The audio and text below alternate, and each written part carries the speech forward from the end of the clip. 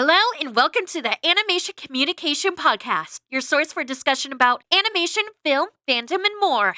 So please join our host, I Love Kim Possible a Lot, or KP, and Riddle of Lightning, Riddle or Josh, for today's discussion. If you like what you hear, please remember to show support by giving a like, follow, as well as subscribing to the main I Love Kim Possible a Lot channel on YouTube. Spread the word, and thank you for being part of our community. This episode contains some mild adult language. Hello to all the lovely, loyal listeners out there. Lauren here with a very important announcement before we begin. As of this episode, I am stepping down as co-host for Animation Kimmunication. It's been an incredible ride for the past 2 years. To think it all came to be after KP and I met and brainstormed at the last BronyCon in 2019, and we officially launched Animation Kimmunication in January 2020. Neither of us anticipated a global pandemic to hit shortly after we started the podcast, but as the world pivoted to working from home, we too adapted to a new remote collaboration for the show. I'm so extremely thankful for KP as a wonderful co-host and friend, for the amazing creative production team who has helped bring it to life for over 2 years, and for all the incredible guests we've hosted on the show. KP and I aimed to foster a fun, relaxing environment for the show while remaining informative and educational. And I'm so proud of how far it's come. I look forward to seeing where the show goes after my departure and supporting the team's journey. Right now, I warmly welcome and wish all the best to the show's new co-host, Riddle, who has been a longtime fan of the show and will be a wonderful addition to the podcast dynamic. To KP, to the AK team, and to you, the audience, thank you for everything. And now, for one last time, mwah! Good night, everybody! Welcome, everyone, to this episode of Animation Kimmunication, the first, official Riddle episode, since Riddle is here, even though we're talking about things that aren't Riddle. So, if you don't know me, I Love Kim Possible a Lot, or KP. I hope you know that at that point. I hope you know that at this point, because we're like 60 episodes into the podcast. But if you don't know, then that's me. I do things and stuff. And joining me is Riddle for his second time around, so say hi, Riddle. Hello there. It's great to be back, and I guess this is our first official episode. See how it goes. Yeah, well, it's the first one we're not talking about you, so like we're talking about things that have happened in the span of the universe or whatever. So or the world of animation, of Pixar and stuff. And then joining us again, her return appearance, I don't think she's been here for a little bit, is Cellspex, who is another fellow YouTuber and genuinely cool person. So say hi, Cellspex. Hello, this is Cellspex. I also am on the YouTubes and talk about animation occasionally. Like, comment, subscribe. And how are you doing today, Cell?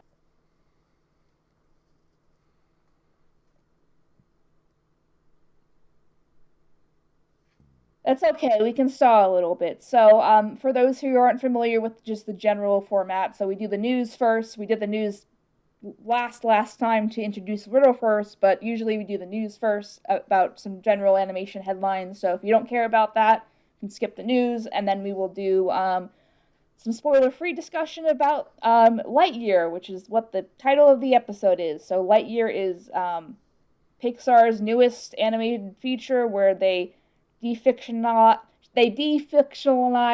oh, that's such a hard word. They defictionalize the LightYear mythos in the Toy Story universe. So we are, I guess, watching a movie from a different universe, kind of, sort of, a little bit. It's a story within a story. It's confusing, but we'll get to it. But that's essentially the gist. So, and we'll talk about, all of this. I mean, it's been a little messy with, like, a lot of just general Buzz Lightyear lore that's been here and there. And anyway, so we'll just start off with the news. So, Riddle, what's the news? What's the news? Big things are happening this week. A new Avatar announcement that there's going to be a series of new movies. There's going to be a Kyoshi movie, a Zuko movie, and a Korra movie. Yeah, so go ahead. They're all slated for like 2024, 2025, and 2026, but it's right now. There's not a lot of good information out there. They don't even have working titles yet. It is, but it's something exciting to look forward to because Avatar is a really good series. Yeah, for those who don't remember, I think we covered it like a couple episodes, well, not a couple episodes, like maybe a couple months ago back, but Disney, or not Disney, not the right one, Disney doesn't own them yet. Nickelodeon just relatively recently expanded to have produce a bunch of Avatar: The Last Airbender themed, not necessarily the show, but like the world mythos themed stuff. So because Avatar is dating really well, because they put it on Netflix and then it broke a bunch of Netflix records, and then we got a live action version of it in development, and then now we got a bunch of animated stuff in development. I think it's too soon. Did the article say, Riddle, if it was going to be released on Paramount Plus yet or anything? I didn't see anything mentioning that. Let me just double check, but I don't think so. Okay, so my guess is it will, depending on how the sphere looks like in a year or two as far as movie theaters, it will probably be dual release, my guess, because Disney, or muscle memory, Nickelodeon wants people to go buy Paramount Plus because I don't really know what's on it right now besides SpongeBob, I guess, and so, but people will buy it for Avatar for sure. Yeah. So, Sal, any thoughts on Avatar stuff? It's neat, new stuff. Oh yeah, I mean, everyone loves Avatar. Even my grumpy stepfather, who's just a big old grump, loves watching Avatar. Yeah, it's just. Go ahead. My general rule is not to get invested or have expectations about things until we at least get a trailer. Yeah, we do have the live action movie that traumatize us. Yeah, I guess we'll see. I like Korra. She's neat, even though they really kind of did a hit or miss job with her series. Season 3 is probably the best part of it, but everything else is messy. Season 3, I'm like, oh, there's Aang's in there after all. But yeah, we'll see. I guess we'll see what happens. You're right that it is too close to see, but it is interesting to see that, we are getting some more. We're getting some more details as far as what's going on, instead of just like, oh, they're making some stuff. I guess they're making stuff. So we're getting more of our boy Zuko, and that can never be a bad thing. Zuko. We'll have to wait for it though until 2025. Yeah, we'll see what period of the lore takes place in, and then there's all that stuff. So, I think it would be an interesting idea if they fleshed out the whole Zuko's mother thing into a feature. I think that would be a good idea. There was a comic book about that. There is a comic book about it, but I think, just take the comic book and make it into a feature or add more elements or something to it, because I think the comics are canon, so, not everyone's going to read a comic book, so. Reading's hard. Reading is hard. Can't we just watch cartoons? Yeah. Okay, what is the next story, Riddle? Next story, something a little bit more sad. Duckman creator Everett Peck died at the age of 71. Really sad. He died this week. Have you ever seen Duckman? I've seen clips of Duckman, and then Sel has seen the whole series one watch through. How long ago was that, Sel? That was a considerable amount of time ago. Okay. I do still remember. I actually very viscerally remember that regardless of what the rest of the show is like, the actual first episode made me cry. And I was genuinely surprised by that. And it's kind of, and like every single series, it's hit or miss. It's generally regarded really positively by fans of adult animation. Yeah, it came out like mid-90s, right? Right. And for that, like, there is a lot, but, it's, in general, the show is Duckman is an asshole, watch the asshole be an asshole kind of series. Which there are good, and again, like I said, there's good moments and bad moments throughout it. But no, it's generally, but it's definitely clear that the creator was very talented because there's a lot of decent comedy in it. So yeah, I'm very sad to hear that. Do you know where it's streaming in case people want to watch it, or is it we just gotta bootleg it for now? I don't know. I feel like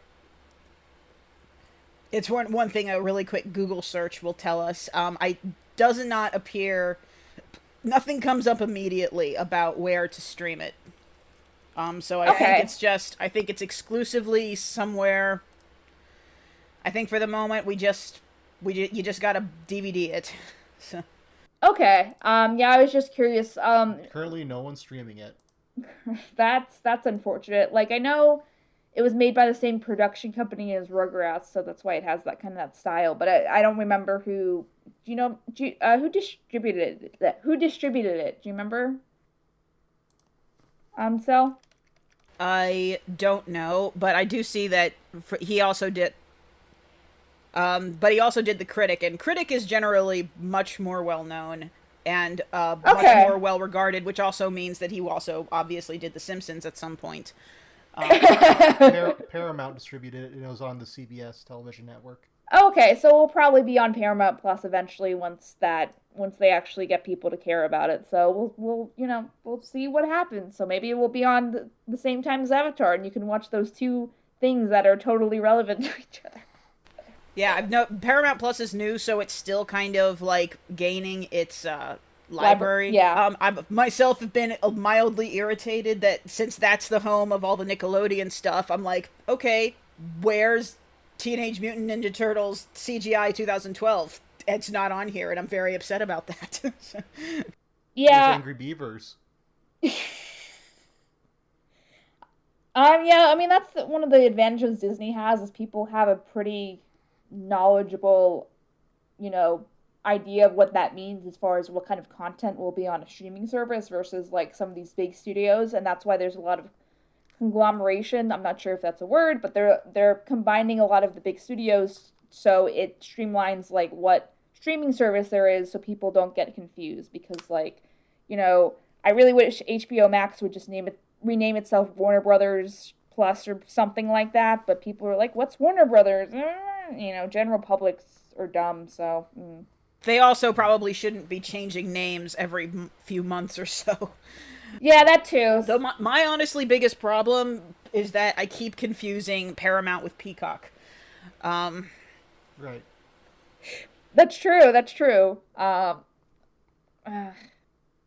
mean, we'll get there eventually. There's Someone so many will make streaming services. It's very confusing. Whoever has the best content that people care about the most, everyone will flock to that person, and then everyone else will be like, "Oh, we better do stuff people care about. What's a property or what's an IP that we have that people care about, and we'll just make more of it." Like, I really think the Hey Arnold movie would have benefited better being released around this time to like promote Paramount Plus than just what ended up happening. But you're really going on this topic because you want a return of Kim Possible, don't you? Oh no, not this time. I mean, generally, yeah, but I'd like to be the one to help with it. So I'd rather get me to do it than just have them do a continuation just because. Okay. So yeah, we got to strategize it a little bit, Riddle. So hey Disney, if you're listening, okay. Hey, what's the last story, Riddle? Yep, we have the official trailer for DreamWorks Kung Fu Panda: The Dragon Knight, which is going to be on Netflix next month. Is that a movie is that a movie or a series? It's gonna be a series. Let's see here. Okay. Yeah. Remind me, there was already a Kung Fu Panda cartoon, right, where they had someone else The play Legend of the Dragon Warrior, which did not have Jack Black in it, and that made people a little bit angry. Even though the person who does the voice, it's you can tell the difference, but he does a good job. Right. But I don't usually expect the main cast to be involved in the series, especially when they're that big, which is actually all the more surprising that Mandy Moore did do Tangled, I believe. Right. Yeah.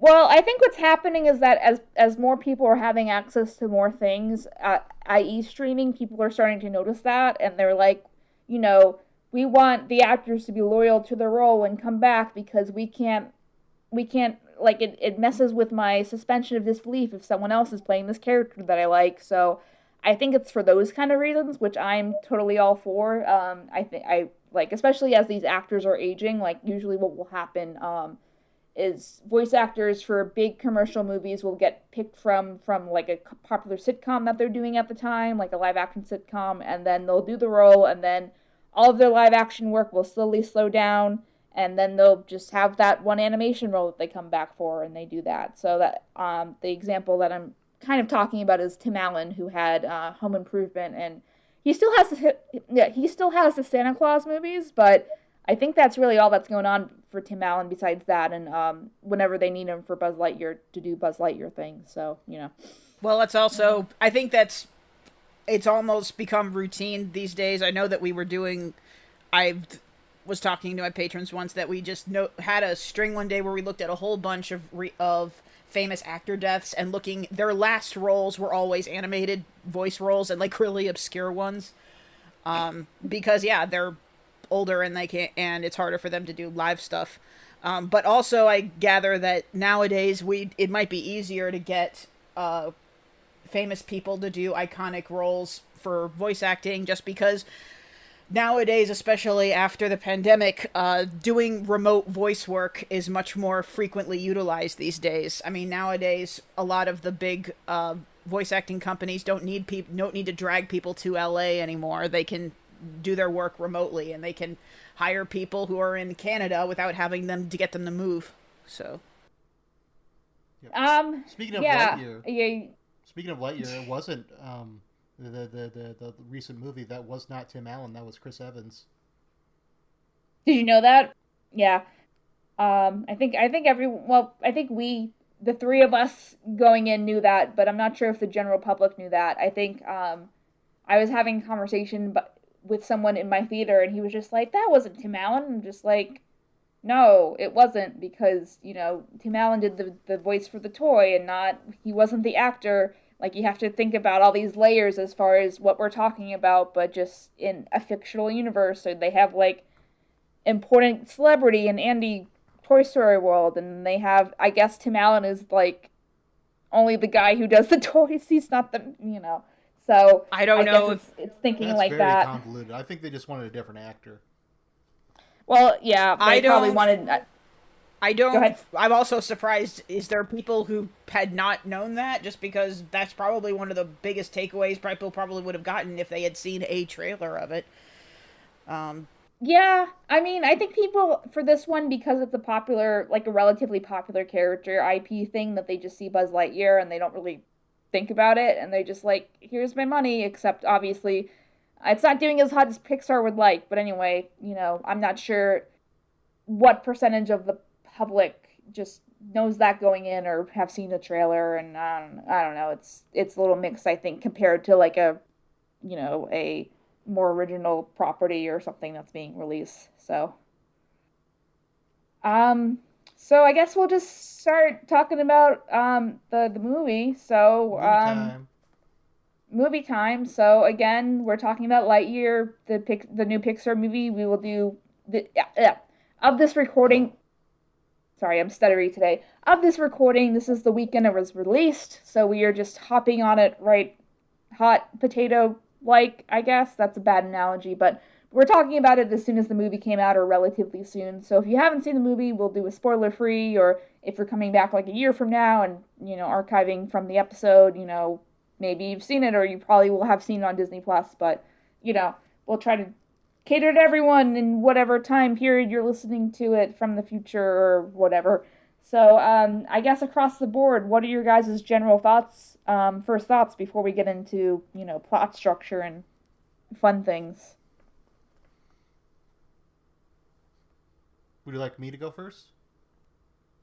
You can. It doesn't matter. I guess you can go first, Riddle.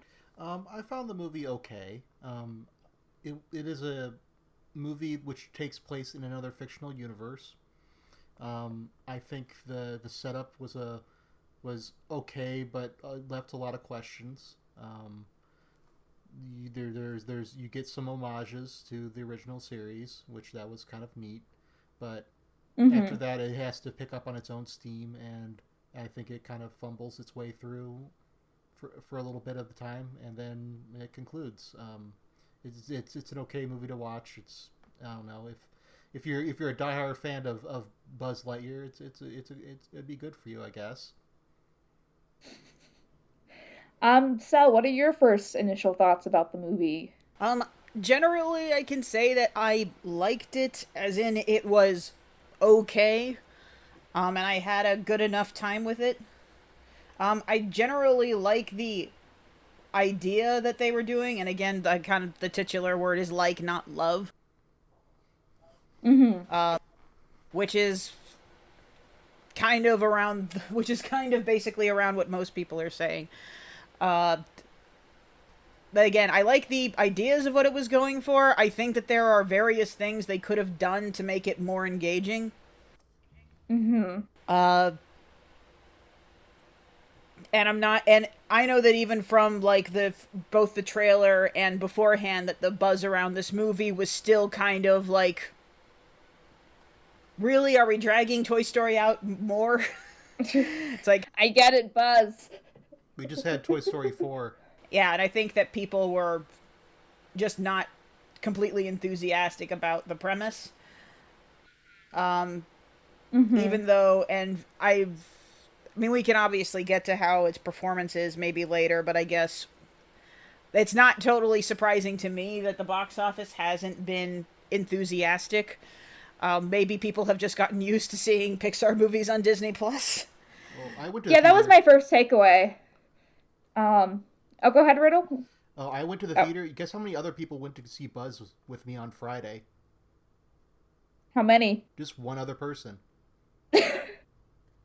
I went on the theaters. I went on Thursday, and there were like 8 people. Yeah, it is. It's not really bringing people in. It's not really clicking that interest button. Yeah, I think.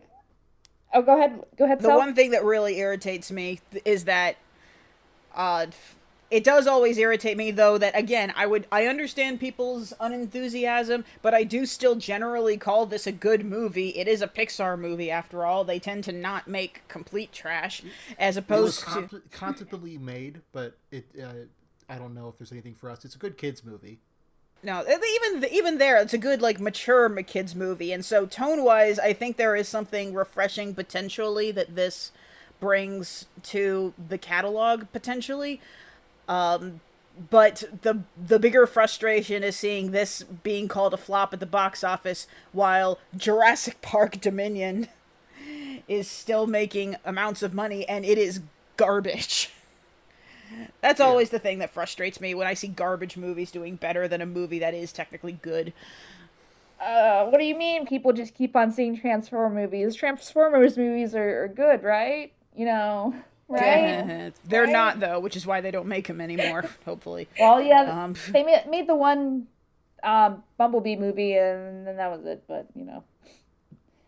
You don't like which seeing... was actually pretty good. You don't like seeing Big Dinosaur yell for the 13th time? For the 13th movie? Doesn't Jeff Goldblum have something else to do, you know?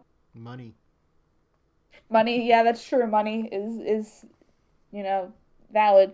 So I guess, you know, to start off where everyone was saying, yeah, I think to Sel's point, like, tonally, it reminded me of, like, an animated version of Alien, if that makes sense. Like, it had a very mid-90s feel, which was obviously what they were going for, because this movie was released in the Toy Story universe in 1995, which also, you know, people have been saying, like, oh, you know, they're pretty progressive for 1995, because if you don't know already, they have one of the main characters is LGBTQ oriented, you know, that kind of thing, which is great. Right. And there was some hullabaloo about, I think earlier with the Don't Say Gay bill, and Disney not having a great reaction to that initially. They were going to cut a kiss that was not really that big of a deal, and then they ended up not cutting it, and, you know, it worked out, I guess, in the end. But, you know, it's better than nothing, I guess. You know, it's good that it's not that big of a deal, as it shouldn't be. So I mean, that is, I can't think of another, I mean, granted how long it took them to get on the ball, I don't think that, while they aren't the first one to have a confirmed gay primary character, I don't think any of the other major animated films have done a kiss yet. At least as far as I'm thinking. My biggest frustration, the other big frustration is that given the weak response, I know this is something all of the anti-woke people are going to go, haha, see, that's why it's doing bad. That's not why it's doing bad. It's doing bad because people weren't interested in. Yeah, that's going to be the frustrating thing. Besides, People trying to weaponize this movie for their own political gains, just to get a click or a grift. It's very frustrating. So it's also and I mean, granted, it's one of those things that, just let them whine and because that's not the reason it did bad, and it's proven by Owl House being one of the most popular things in kids media right now, as well as Disney Plus in general. If people were so angry that they would have boycotted Disney in general, last time I checked, people are still going to those parks, and Disney Plus is still one of the top streaming services, so it's clearly not dying that much. I mean, Disney has to do something super... I mean, like, they've made some sus decisions, but, they're just such a big... They're like one of 7, major conglomerates that control the media these days. Now you know that, in case you didn't, because there's a bunch of things that own different things, and you can Google it later if you want to. But it's just such a big thing, especially with the parks, that, it's kind of like the Harry Potter situation where, J.K. Rowling is doing some, like, icky things, but there's going to be some percentage of the population that just don't care about that, or, if their kid really likes Harry Potter, are they going to punish their kid by, trying to get them, like, their kid might not understand the politics of it, and then it gets messy, and, politics is messy. It's a lot. So, basically, Disney's just so big that it can't really be too hurt by, that kind of thing, which I think should have been their mindset from the beginning, but, I guess live and learn. Yeah. But yeah, as far as my thoughts on the movie, I agree, it was kind of okay. I felt the setup was kind of confusing, like it was Star Trek-y, but not really Star Trek-y, as far as, a group of humans trying to go somewhere. We don't really know why. From what I remember, they just know they're traveling, and this happens in the first 10 minutes of the movie, so I don't think it's that big of a spoiler, but Buzz does a thumb, and Buzz just needs to learn that friendship is magic, essentially, is his character arc throughout the movie. I mean, not exactly, but a little bit. I mean, when you think about it, isn't the majority of Disney movies theme friendship is magic? I mean, that's at least a sub-theme in most of them.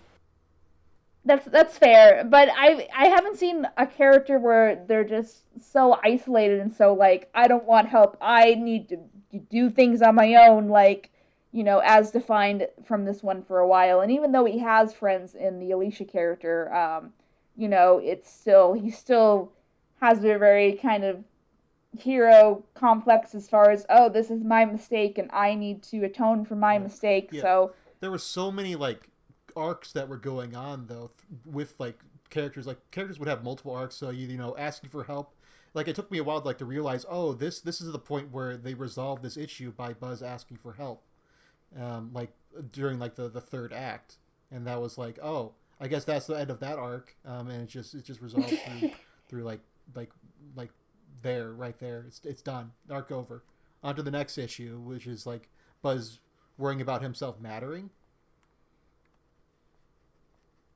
Yeah, so it seems like it had a lot of themes going on, but the pacing was a little bit weird, where Buzz focused on one part of it for, like, half of the, like, I'd say half the first third, the first act of the movie, and then by the end, there's just a lot of, like, bunch of more things going on. I'm just like, I thought this was a movie about X, but I guess we're doing this now, okay. I mean, it's not like it's bad, but, I think pacing-wise and, structure-wise, it could have been evened out a little bit more, I feel like, as well as development for, like, where Buzz is coming from, essentially, and why they want to explore planets, and what does a space ranger do besides just go to space and explore space? What does that mean in the greater context of this world, essentially? Yep. Like, so I think those tracking the movie, like there was 2 sections where it was essentially passing the threshold, like in the hero's journey. They did the same thing twice. So that's what I mean as far as it's kind of a little confusing. Stella, do you have anything to add to that takeaway? Personally, I liked Buzz's arc in this. And generally the themes, that's less about his connections to other people than it is about people's attitude toward their own past and their own mistakes, and being able to understand and tolerate that in other people, and what does it, and how much you fixate on that, as opposed to being able to either move past it or accept it. I actually think that in terms of that central arc, that was almost maybe a little bit too simplistic, and there were other ways they could have explored that. My bigger issue, I didn't necessarily have a problem with pacing or structure. My biggest problem was tone, where I liked how at the beginning of it was more serious, and then once we got into the trio of bumbling sidekicks, it just the tone just got a little bit off kilter from that. And I guess my bigger thing. That's fair. Okay, not my bigger thing, but I guess in one capacity, since the entire aspect of it is about how you feel about making mistakes, I'll also point out that one thing that has been coming up with some people's reviews is some people giving a lot more love and recognition to the old Buzz Lightyear cartoon, which I really liked, and I'm sure we'll get to that talking point. And that one is a lot more that one is at least not completely, but it's a little bit closer to the Buzz that was in Toy Story. And certainly the concept of it is much more kind of Space Ranger, Space Explorer tone, whereas this one felt like a very enclosed movie where it all was taking place on this one planet, and even then we didn't explore the planet that much. The entire movie was set inside of these very kind of very military space bunkers a lot of the time. And I definitely think there's a way that if they had made the aesthetic of the movie a little bit more interesting, instead of trying to make it super realistic, that could have given the movie a lot more personality. But also in terms of the whole mistake thing, and again, and also that there was a pilot movie for the space series, and that movie is also about a Buzz Lightyear who has an emotional fallout because he loses a partner, and he has to take on 3 sidekicks, and he doesn't want to. And so, the tones of these are very similar, but they're centered around completely different kind of emotional reactions. And I will say that in terms of the cartoon version, it's at least evident that the 3 sidekicks that want to work with him are, skilled in some way, and he's just being stubborn and not wanting to work with them. As opposed to this movie, where they're obviously rookies and actually not very good at things.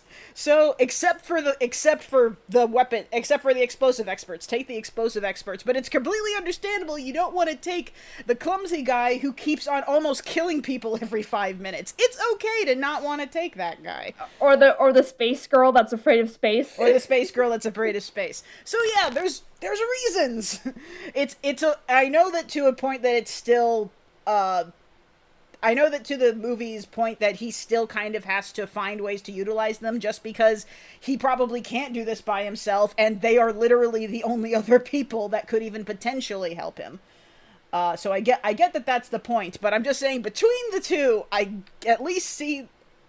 I'm not saying necessarily that the cartoon movie is exceptionally better, but at least on that level, I get where they were coming from a little bit easier. But anyway, I guess we'll talk a little bit about we'll talk about the cartoon a little bit, and then we'll go into spoiler territory as far as the people listening. That's just the trajectory, not the whatever. It's the trajectory for the rest of the discussion. In case you want an outline for it, there it is. But so the cartoon. So if you're not familiar with what the hell we're talking about, there was a cartoon, I want to say early 2000s, that was made by Kim Possible people before they were doing Kim Possible. Good old Bob Schooley and Mark McCauley. So it was basically a more, cartoony Saturday morning cartoon version of what this movie is. And I think people's frustration with this movie, for instance, is the cartoon series is notable or not. It'd be a really good job. The cartoon series is noticeably not on Disney Plus at all, where like stuff are. I thought that they would wait till it was closer to this to like dual advertise like, oh, see Buzz Lightyear from different versions of this in fictional universe thing, but no, they didn't do that. Like, I even watched the little preview, like little documentary, but documentary was like a half an hour long about like the legacy of Buzz Lightyear, and they didn't touch it on the cartoon at all. Like, the most they did is I think show like one or two toys from the cartoon that were not specifically stated to be from the cartoon, but you could tell by the way they were molded and like, that they were the proportions of the cartoon character. So it's all kind of confusing. And then on top of all that, from what I've read, the director for this movie also worked on the cartoon and I think co-directed the original movie that Cell was talking about 2 minutes ago. So it doesn't really, and this kind of happens, this happens with Star Wars a lot, too, where, even if something is not the way what the current studio and the current executives want to do with a creative property, they can't just ignore what already has come out because people might have emotional attachments to whatever, and they get mad. They get mad that, like, oh, you can't, what are you just going to forget about the thing that you already did, Disney? Kind of attitude. What about my booster action figure? It's no longer canon? Mad. Gonna go call the Disney hotline number and complain. But Yep. So I think the director later said something along the lines of like, oh, they coexist. This is supposed to be live action, the Toy Story universe, which makes it more confusing. But anyway, that's why it kind of has like that, a little bit of that serious undertone, I think, which is, it takes some getting used to, I guess. But as well as it's basically like our equivalent of, I'm going to use a bad example, but our equivalent of, they have Madagascar series the Madagascar movies that DreamWorks makes, and then they have the Penguins of Madagascar TV show that don't really mesh with the show at all. Like, they do a lot of different interpretations of characters, so like they can't fit together canonically.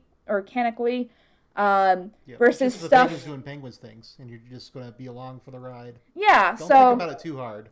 Don't think about. I mean, I obviously from what we learned from Star Wars and especially Marvel, it works better usually when you do your homework and you try to write things all in one universe instead of just like saying like fuck it, we're just gonna do our own thing, because people like that sense of continuity and that sense of a bigger, greater world kind of vibe. But it is messy, and I do wish Disney did a better job. Like,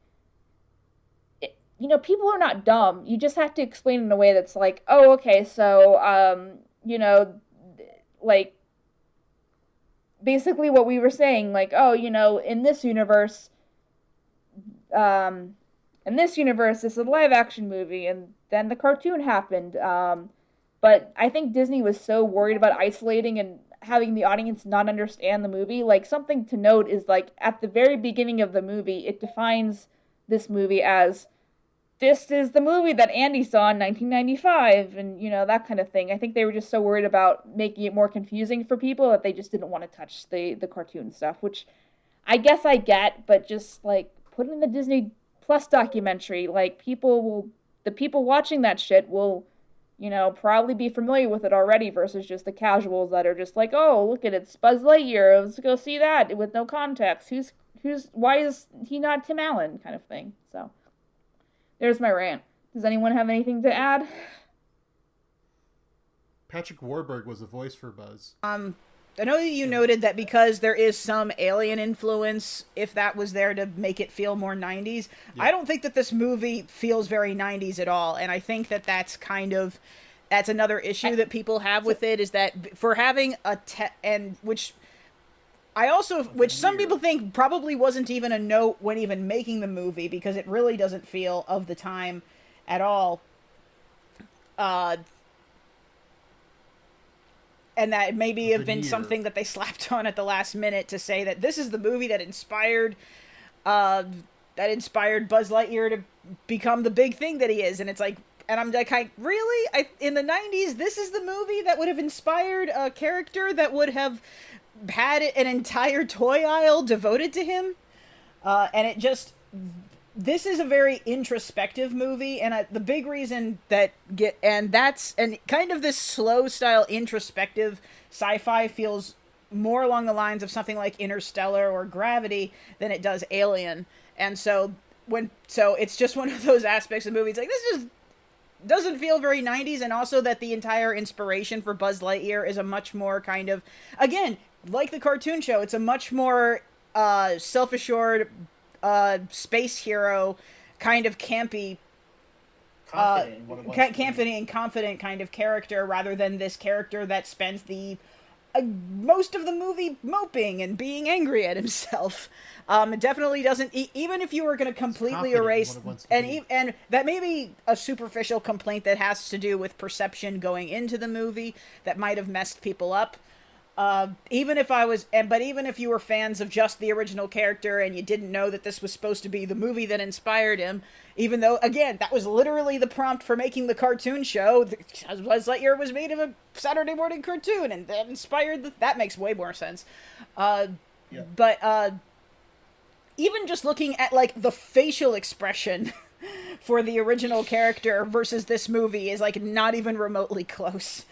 And it actually makes much more sense, at least in my headcanon, that if you absolutely wanted to put this movie inside of the Toy Story universe, it makes way more sense to call this a modern reboot of that character, complete with all of the modern sensibilities. And I don't mean that because of the CGI. They say themselves that in the Toy Story universe, this probably would have been a live-action movie, but at the same time, why would you basically not have made, like, a Ken doll version of that character instead of this very obviously cartoony action figure? Does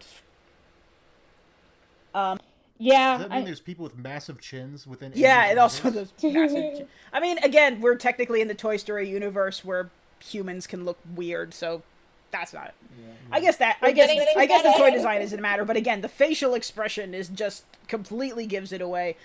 And so I don't think that was a super great way to sell the movie, at least. And I think, and again, maybe even more, and I don't know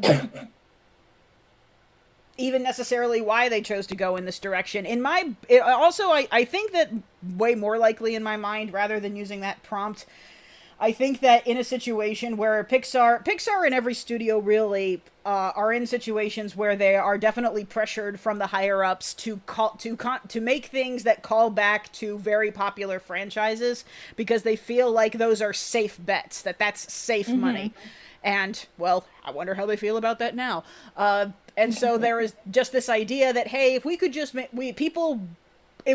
made money, but people weren't crazy about Toy Story 4, so maybe we don't make another Toy Story. What's another way we can tie into that franchise? Well, if we made a Lightyear-inspired movie, not only could we have a genre that we haven't done in a while, going to space, but as long as we only had tenuous callbacks to the original character, then, hey, we could technically still make an original movie, but one that still technically ties into an IP. That technically gives almost everybody everything that they want, right?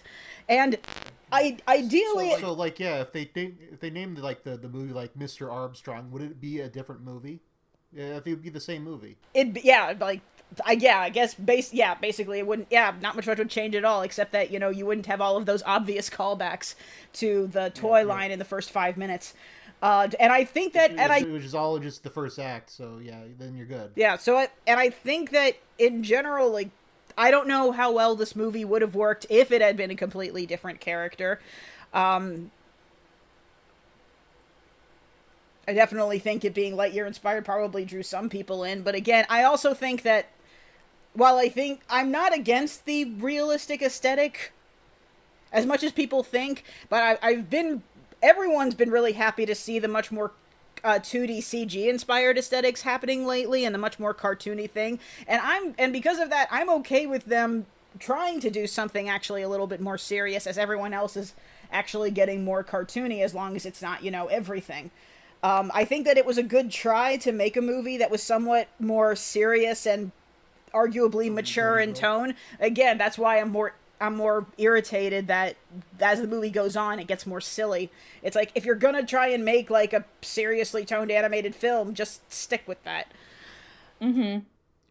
It's sort of like it sort of feel like it's going into a drama, right? It's like the middle of it, because he lost his commander Hawthorne. Mm-hmm. Or not Hawthorne, sorry. Hawthorne, sorry. Yeah, you're right. Yep. I was trying to remember, is Hawthorne or Hawthorne? He lost his waifu. Yep.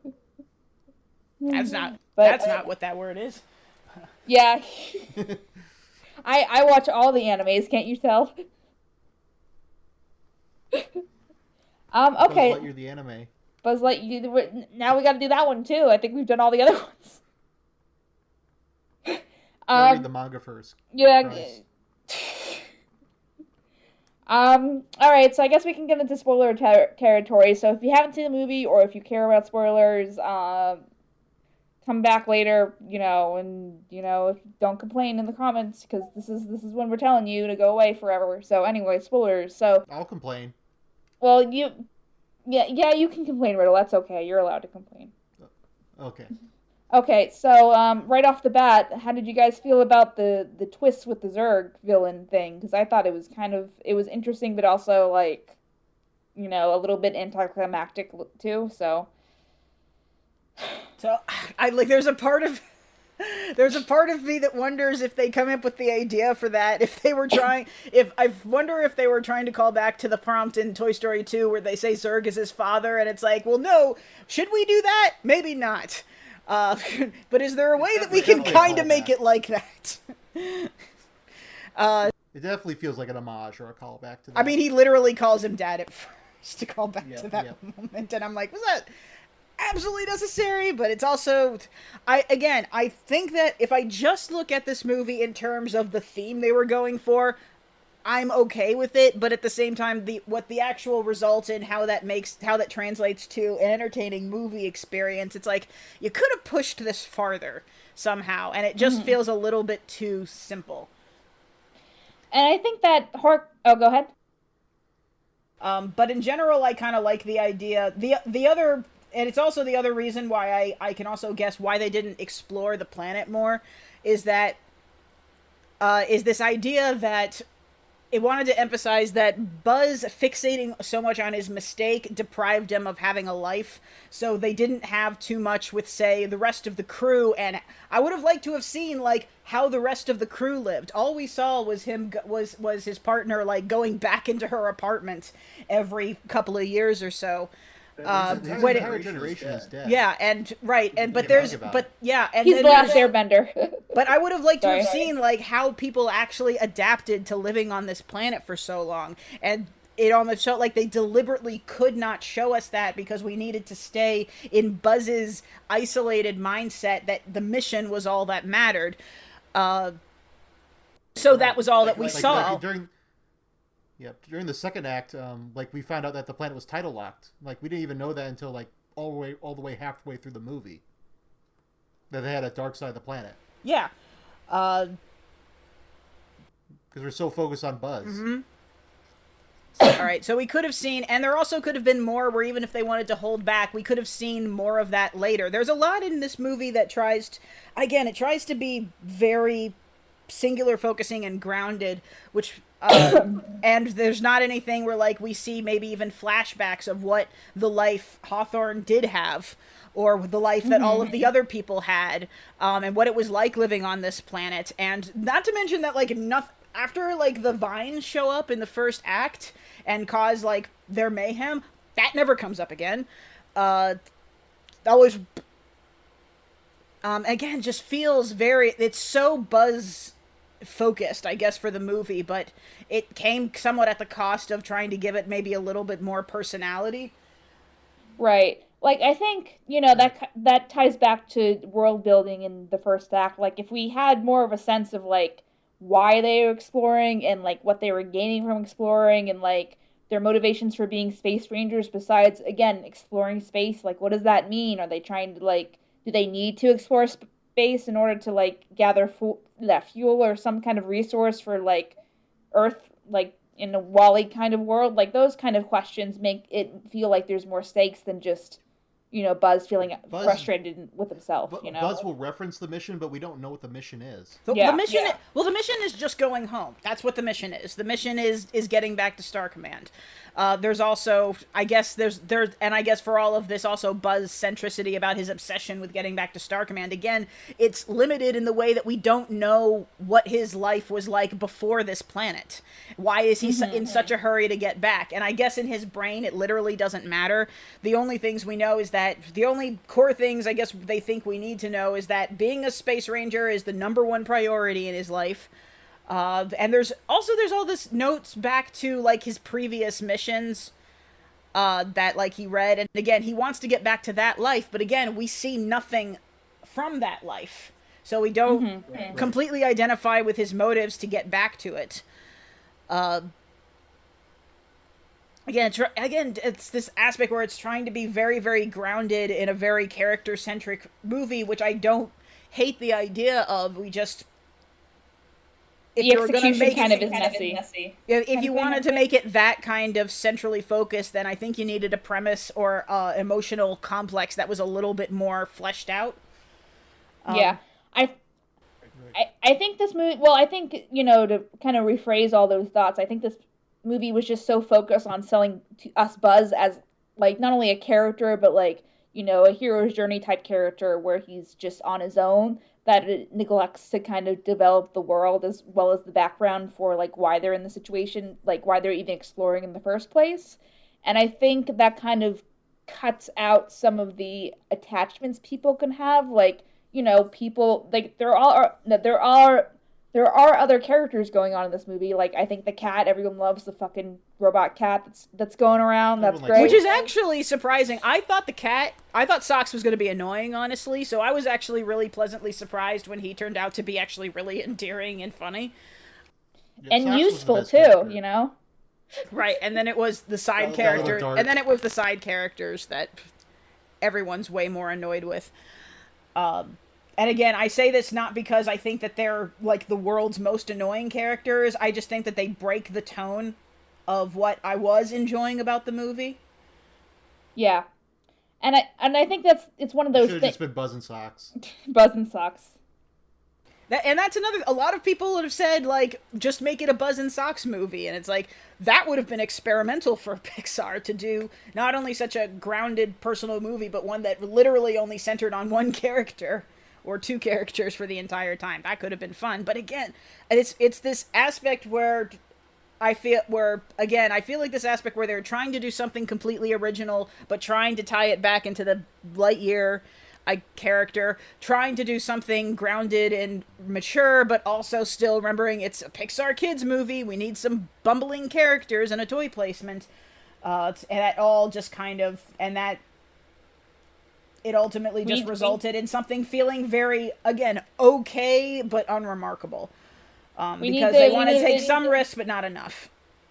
Yeah, need to get on our Pixar tropes, and we need to make sure we market all the toys and that kind of thing. So, yeah, and I think that's something like, I'm sure at some level the creative team was aware of the issues that we're talking about as far as just the over-centralization of Buzz. And I think that's one of the reasons that Socks stands out so much is because we just spend so much time with Buzz, like, at the beginning that, I think part of it is we're just desperate for another character for him to interact with.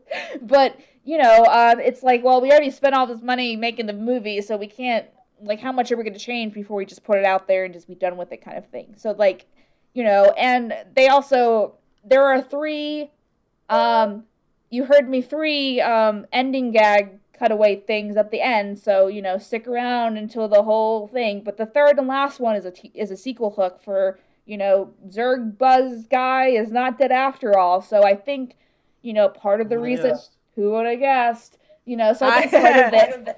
Yeah, I think that they've already proven that this is probably not going to get a sequel.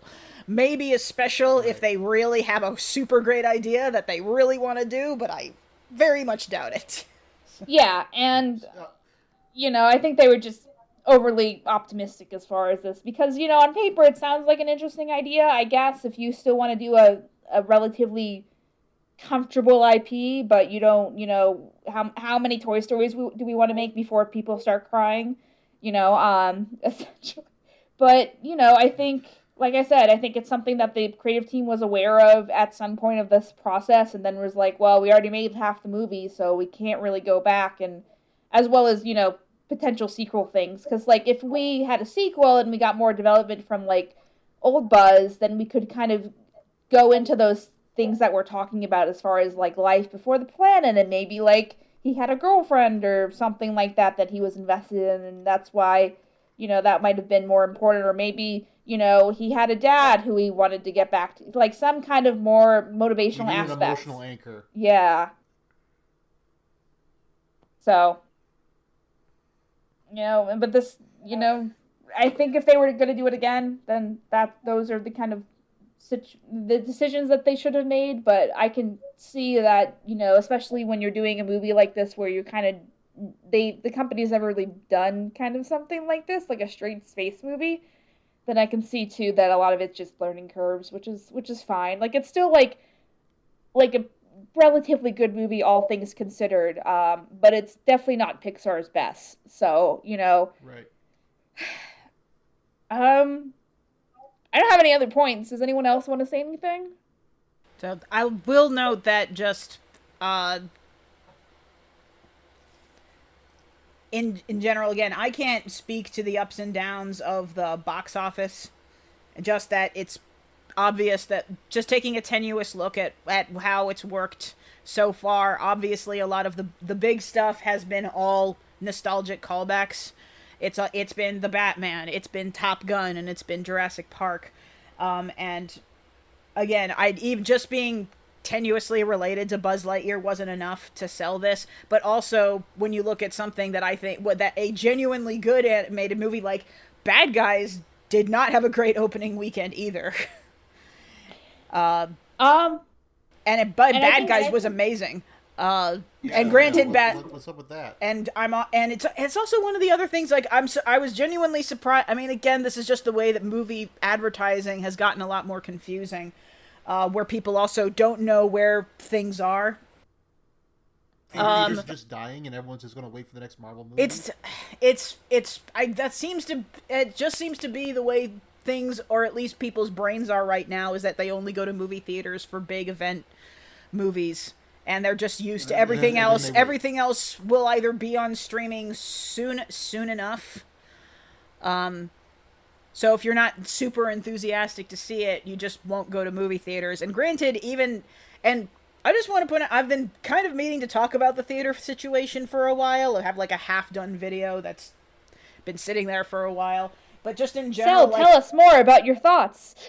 But I just want to point out that when it came to people arguing about the relevancy of theaters, I mean, I was making this argument before the pandemic even hit, where I was less and less enthused about going to movie theaters just because so much of what was coming out in movie theaters was so mediocre, and I just did not understand the premise of hey, let's go to a movie theater to spend $10 on one movie, or we could take that same $10 and get an entire month of content at home. Mm-hmm. And that in my brain just didn't make any sense. Even why, if that by itself would have been the death of movie theaters to a degree. And granted, and again, given that option, just given how much streaming services give us, people literally only will go to movie theaters for something they drastically, desperately want to see, which at this point is only things that people already have dedicated emotional attachments to, aka nostalgic properties. And that is so depressing as like a point of fact, because it basically means our future is literally things where movie theaters will only have sequels and reboots, which is sad. But it's also just when when just announced how human psychology works in that and the system we've made, it's like, yeah, that's just kind of where we are, unless you find more dedicated emotional ways of being able to sell original movies in ways that people make them want to see them right there and worth spending $10 on. But you got to figure that out. Free pizza with your movie. Pizza. You have a dinner theater. A lot of them are becoming dinner theaters, and granted, again, a lot of the theaters that I've been to are basically also becoming restaurants, but if so, a lot of them are incredibly mediocre restaurants. The theater that I only really like the food from is the Alamo, so. Remember the Alamo. I mean, to Sal's point, I think that, I see how that can be depressing, but I think the good counterpoint, though, is that our forms of content production are getting more flexible, like where we can have series where it's not really so much about series, or like shorts where it's not just so much about the bottom line, but just getting it out there because they know people want to see it and they'll keep people subscribed versus getting them to go and see a movie or TV ratings, God forbid. So like I think some of the most exciting, Star Wars stuff, which I'm like, I'm not super into Star Wars, but I will still, like, watch a Star Wars, but anyway, like, this Obi-Wan series that Disney Plus is almost done releasing, I think probably in a world 10 years from now would have been a traditional 2-hour movie, and I think, some of the pacing and, those kind of, issues where you spend more time with these characters would have been lost because we had to fit everything into a 2-hour format versus everyone could just take their time and watch 40-minute segments of it for hours. 6, and have more hours, and I think at the end of the day, I'd rather have more hours and just, have access to more content, as well as just the general public being exposed and consuming more content, because then you get, people to get nostalgic over things that, came out 10 or 20 years ago, and, I think that part is great. So, but at the same time, I do like going to theaters and hearing, being part of the, ambiance of a live crowd reacting to stuff specifically. That's just kind of fun too. So I think it's kind of a double-edged sword as far as, what is better, quote unquote. Like at the end of the day, I think streaming service probably is the future, but I'd like to have both, but I know it might not be feasible to have both as in the next 20 to 50 years or something like that, even if we last that long. Yeah, if we last that long is kind of the titular point there. But I didn't mean that in terms of, I meant that is depressing, and I know that I only meant that that's depressing in terms of people who are very much theater loyalists, which I am not. I like the streaming system. In fact, my big reason why I started thinking that way was after I broke my leg, and I literally couldn't go to movie theaters. So I liked the idea of just having things that was available for everybody, for people who, and also that I didn't have a car anymore. So and I still don't. So it's actually actively harder for me to get to movie theaters. So I'm okay with the streaming system. There are some people to whom the theater experience is literally everything, and I'm like, it's like the theater experience is cool, but I definitely give a shit more if the movie is actually good. If the movie's not good, the theater experience is pointless, which is actually one thing that irritates me, is that sometimes you can advocate that the theater experience can make a bad movie more enjoyable, but at the same time, that movie will not have a good shelf life later if it's only good in a movie theater, because here's the titular point, children. Movies don't stay in movie theaters forever.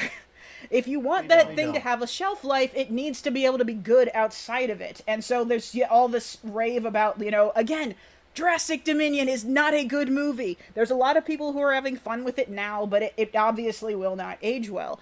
But that actually brings to the titular point of why do we even care? Why does it even matter why we fixate so much on what is in movie theaters and what isn't in movie theaters? And that's because the only thing that Hollywood really gives a shit about is the first weekend's box office. If Hollywood just stopped caring about the first weekend's box office and they started giving a shit about the entire full life of a movie and how it ages and how people will grow to like it later, if they cared more about that instead of gauging on the first weekend, then we'd have much better movies, because this is where all of all our nostalgic reboots come from, because they care more about how excited people are and how eager they are to go on the very first weekend of something they already know that they're emotionally invested in, rather something that they'll enjoy no matter when they watch it, whether they watch it on the first weekend or if they watch it years later.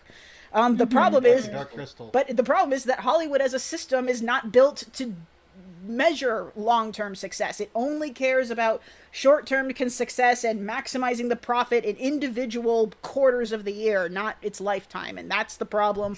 And that's ultimately what's killing movie theaters, is that you're filling movie theaters with mediocre movies that with mediocre movies that people will only go for things that they're already emotionally invested in, as opposed to going for, just as a night out, which they can't do also because they're way too expensive.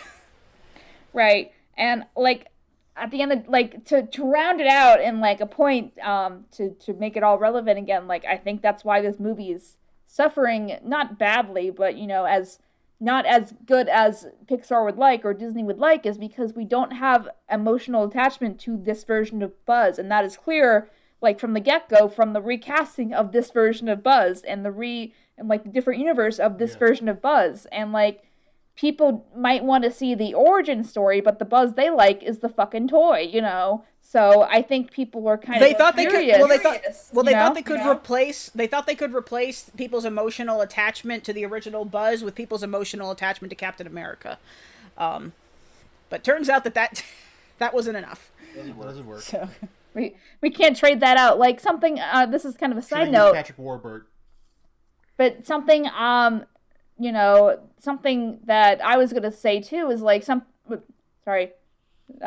get to my point, cut that out. I was surprised that they didn't recast Tim Allen for the older Buzz, because I thought that would be interesting, but at the same time, we don't want to make Tim Allen the bad guy, because then people would be even more mad, so, That would have been a neat twist. If they had Tim Allen cast, but as a different, that would have been neat. That's the problem with kind of surprise celebrity reveals, is that someone always finds it because they find it on IMDb, or they find it on some call sheet somewhere where it's oh my god. So I don't remember how people figured out the big reveals in No Way Home. Oh no, that's right, somebody from the set leaked something. I don't think it's because their names were leaked. I think it was because someone recorded footage. Yeah. Cell phone. That would have been nice. And people speculate on whether or not Pixar didn't do Tim because of Tim's politics, but it's if that was the case, then he wouldn't be doing a Santa Claus series on Disney Plus. So, yeah, they wanted Captain America. I guess for people who aren't familiar, Cell, I know Tim really right wing these days, or what specifically is going on? I don't know specifically what he's said or not said lately. I don't think he's been bad-mouthing this movie at all, which is at least something. I don't know if he did at one point. I really don't know. I just know that's a thing that other people say. I don't know. I don't think he's not in the. I don't know how far, if he's down I don't think he's down the Roseanne Barr conspiracy theory hole. I just know that it's kind of irritating and grating for some people. Again, I don't know what he said specifically. James Woods, it's great. We'll just have to deal with it. Okay, that guy has gone full down the conspiracy theory. Oh, okay. Then it's escalated from what I've last seen. So That guy has deteriorated fast. But again, I don't know what the deal is with Tim. Yeah. Okay. So, we don't know. We're just speculating. But anyway, I think that's the takeaway. If people ask producers and stuff, they always give nothing answers. So it's all just speculation at this point. Mm-hmm. And hopefully, right. And that's all just like argumentative points that the culture war people will argue, and I don't think that that's the case. And if it is, well, the movie is what it is. Again, I think that what kind of tends to happen with the past couple Pixar movies is that it's been a thing a while where it's like, this movie feels simple compared to the things that Pixar used to do, but like all of the past movies have actually done very, they've been both highly rated and generally enjoyed. Luca and Turning Red definitely have a significant fan base, But Onward there wasn't a 9/11 in it. It didn't have a 9/11 in it, so it's garbage. Oh God, what a dumb point. Sorry. But I guess something closer to like Onward, which also didn't do as well as they thought, and but at the same time, it ends up with kind of like, again, it's still a Pixar movie, and you have those kinds of movies where no, they don't make splashy impacts on the very first weekend, largely having to do, I know people keep contrasting them with Pixar's past success, which I think is stupid. But I think that this movie will surprise people later down the line. Like, there are people like, no, it's like, people check out, what's Onward? It's a Pixar movie. No one ever talks about it. Oh, it's actually pretty good. And it's like, it's something that I think, again, as age goes by, I think that it will find its audience. It's just something that isn't exciting people enough to go to a movie theater in the current climate, which is just kind of the way that the reality, which is just kind of is the system that they've created. This is the result. But at the same time, I, at least in terms of Pixar itself, I mean, Pixar is Pixar. Its name brand is still very strong. I don't know what they're going to do next.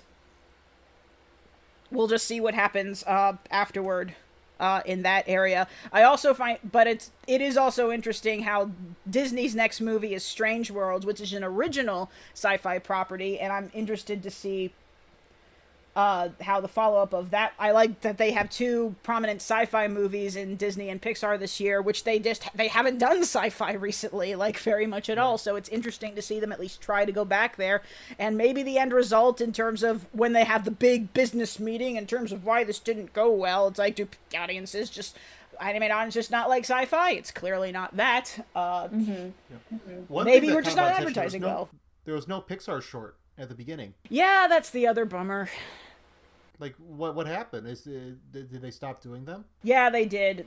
They stopped doing them a while ago. I mean, there have been occasional shorts released, but again, the past couple Pixar movies have been on Disney Plus. So even when they had shorts attached, they were kind of they were put on the side. And I was very disappointed. I think they'd be attached. Right. I like the Pixar. I mean, again, that was a big sad point, was not seeing the Pixar shorts. I feel like maybe one or two of the past Disney movies did have shorts. Yeah, the Disney movies have shorts. Besides, I think if they decided if they were going to have shorts, to just throw them on Disney Plus if they did make them. Mm-hmm. By the way, the one that they made, I don't remember who it was for. I don't know if it was Raya. The ones that was made, the one with the dancing couple is an amazing short. It's one of my favorite ones that they've ever done. If no one's ever seen Us Again, to go look that up right now because it's gorgeous. They stole the short people and they put it on Disney. Yeah. But then we'll just have to see how the industry in general is going through so much turmoil just because they're recovering both from the pandemic and world shit. So we don't know how all of this is going to impact a lot of these people down the line. And animation also, especially known for being a harsh industry and how much they tend to burn out their workers. We'll just have to see how it all goes. No, really? So, really? No way. Not really? So, I don't know if you're being sarcastic or not right now. I am being sarcastic. I'm being super sarcastic. It's like, no, we got I didn't know that. We've done this for like 60 episodes. I thought everyone loved Beavers. It's great. Does anyone else have any final thoughts to add before we start doing our wraps?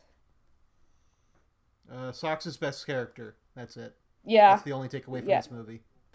That's right. And also, obviously, if this had been made in the 90s, Socks obviously would have been with Buzz in the toy box. So that's how they're advertising a lot of toys. If you Google now. Yeah, I'm sure now. Toys, now they are, but definitely. It's all Socks. It's all Buzz, and it's all the ship. The XL1, whatever it was. Those are the three main characters according to the toy marketing. Yeah, of course it is. Yeah, where was Socks in the whole Buzz Lightyear aisle? You know, he wasn't anywhere. Yeah, dumb. Exactly. Which why again, that's a really dumb selling point, and I don't know why they stuck with it. But again, as far as I'm concerned, it's a modern reboot of that. Yeah. Right. Again, I think it's fine. I think that people who are mildly interested should definitely see it if they're interested to see it while it is in theaters. If you want the tone and the animation to be on the big pious display, if it means that much to you, again, I think that the theater experience. I think the relevance of the theater experience is somewhat overrated. But if it's that important, I would go ahead and see it now, while you can. Right. Again, I don't think it's I don't think it's terrible. I don't think people will regret it. I think that people will have a good time. Just don't expect the world of it. Thank you so much for listening to Animation Kimmunication on YouTube, Spotify, or your favorite podcast provider. We are really hoping the show makes a difference in how people view animation as well as media as a whole, as well as giving and providing advice for people all over the world who like or want to join the animation and media industry. If you like what you heard, please remember to show support by giving a like, a follow, rating those 5 stars, as well as subscribing to our main I Love Kim Possible a Lot channel on YouTube, and turn your notification on. New episodes of Animation Kimmunication come out every Wednesday at 6 a.m. EST on podcasting platforms and 4 p.m. EST on YouTube. You can follow the podcast on Twitter, Instagram, and TikTok at the KP Podcast for information about upcoming guests, episodes, and more, as well as our hosts, KP and Riddle, at I Love KP a Lot and at Riddle Lightning on social media. I'm Kat, and thank you for being part of our community. See you next time on Animation Kimmunication.